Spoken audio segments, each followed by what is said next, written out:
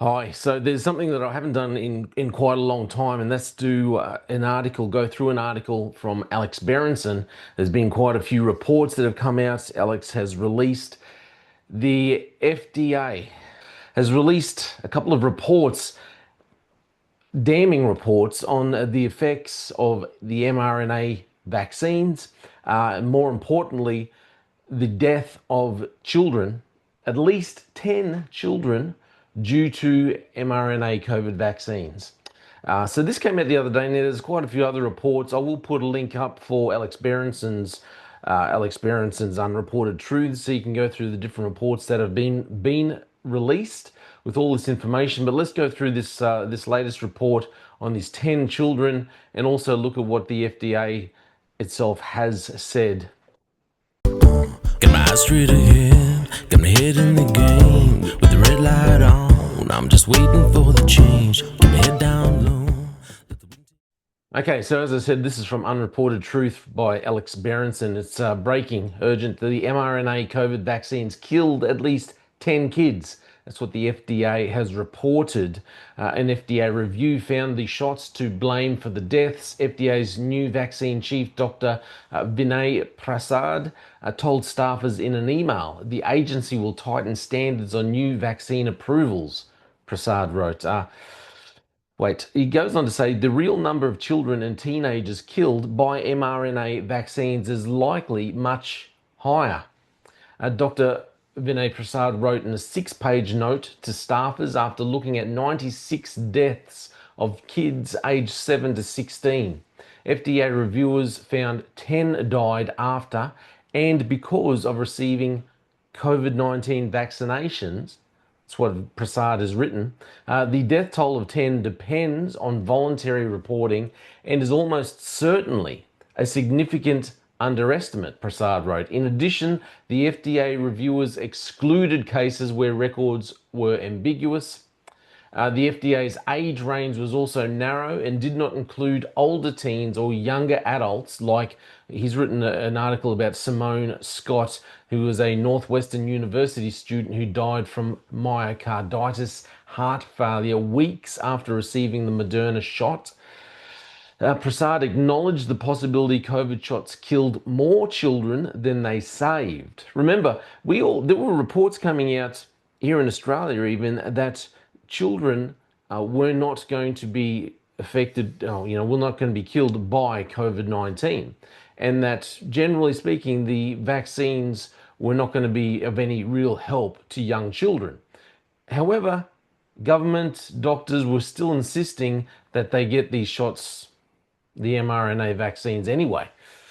So it'd be good if someone was pushing for more of this stuff here in Australia. Goes on anyway, saying that healthy young children who faced tremendously low risk of death were coerced at the behest of the Biden administration via school and work mandates to receive a vaccine that could result in death, he wrote. Prasad did not disclose details of the mRNA-caused deaths, such as the exact age and sex of victims, which shots they had received, or the exact cause of death or timing after the shots. He also did not disclose whether the FDA or Centers for Disease Control, which runs the federal vaccine safety database, had contacted parents to tell them their child's deaths were COVID vaccine caused.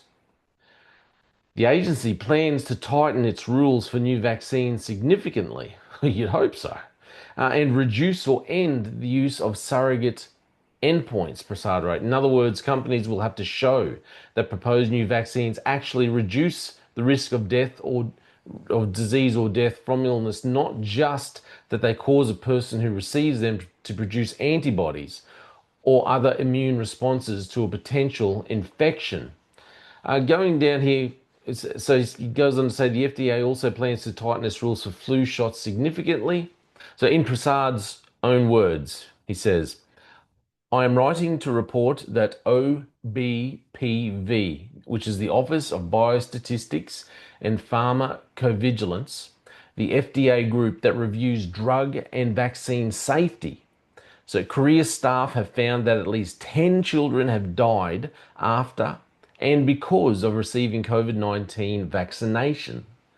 These deaths are related to vaccination, in brackets, likely, probable, possible attribution made by staff. That number is certainly an underestimate due to underreporting and inherent bias in attribution.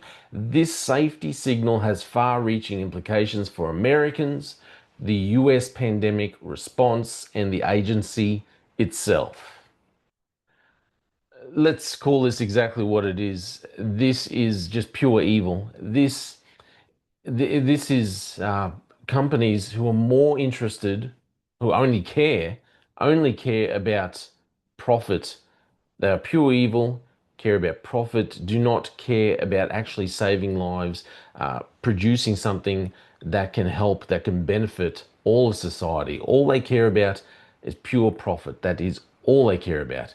And then we have governments that went along with the lie, that constantly covered up the lie. Here in Australia, constantly covering up the lie of exactly what happened in China, what happened within Wuhan, where the disease came from, constantly covering up, because that's what it seems our government agencies, not just in America but here in Australia, do. They want to cover up because they're always interested in covering themselves and not interested in the truth. And yet, if we work together for the truth, we can actually achieve more and we can achieve better results, far better results, and actually save lives. But because all they want to do is they don't want to tell the truth, they're all only interested in covering up to protect themselves and to protect what's the good doctor always used to say, it's all about perception. Just worried about perception. That's all it was, and worried about the next election cycle. That's all they really care about. So instead of people actually trying to save lives, it's just another manifestation of cover up. Here we have this report coming out showing that at least 10 children died, probably more. Be very interesting to see, not just interesting, we need to see, find the truth, how many people actually died because of COVID-19 mRNA vaccinations. Would we ever have this kind of reporting done, investigation done here in Australia? I doubt it. Our people in Australians seem to go along. They seem to we seem to be very willing to bury our head in the sand. This is a problem that I see. I've been talking a lot, obviously, about the police and how the police, especially here in Queensland, like to bury their head in the sand instead of looking at the issues that they're affecting. And it's not because I don't want to see police and other government agencies fall apart. I just want to see these agencies stand up and look at the truth and look at how they can change for the betterment of society and help benefit all citizens here in Queensland and take away this adversarial situation that we have. But that goes across the board for all government agencies, in my opinion. But it seems that Australians now, we're so content on just, trying to make money. We're so frustrated, or maybe we're just being held down because of the economic situation that everyone's going through. And we tend to just go along with the lies that the government feed us. And we don't have enough reporting, enough pushback, I don't think, from, we're always getting pushed, these experts pushed on us, but we don't have enough people pushing back, reputable people pushing back and showing that, hey, the government lied. The government went along with the lie, lied to its people, covered up what the real situation is when it came to COVID-19, coronavirus, the mRNA vaccinations. Anyway, that's just my opinion, but very, very good to see that they're still pushing ahead with this in the US and that the truth is very slowly coming out. Will anyone have to actually pay the price? Let me know what you think. My name is Jay Fallon. Thanks for listening to The Slippery Slope. They just fuel a desire that will take me high.